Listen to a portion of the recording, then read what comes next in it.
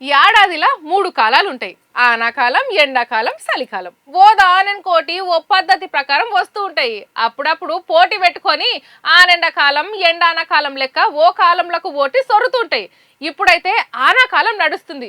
లెక్కకైతే ఆనలు shawl కావాలి, వ్యవసాయం పనులు జోరుగా నడవాలి. కానీ అట్లున్న దానుల్లో ఇప్పుడు ఏం కాలమో ఏమో పోన్రి. జూన్ నెల దాటుతున్నా ఇంకా ఉడకపోతేంది అని పరిశాన్ అవుతురులే. అంతా మనం చేసుకున్నదే.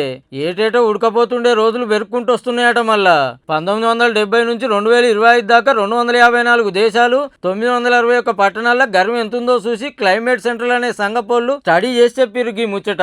అప్పట్లో బగ్గ గర్మి ఉండే రోజులు 10 ఉంటే ఇప్పుడు 23కు పెరిగినాయట. అప్పట్లో ఏడాదిలో 101 రోజులు ఉడకపోతే ఇప్పుడు 141 రోజులు ఉడుకుడేనట. అప్పటికిప్పటికి గర్మి 1.2 డిగ్రీలు పెరిగిందంటే చూడు.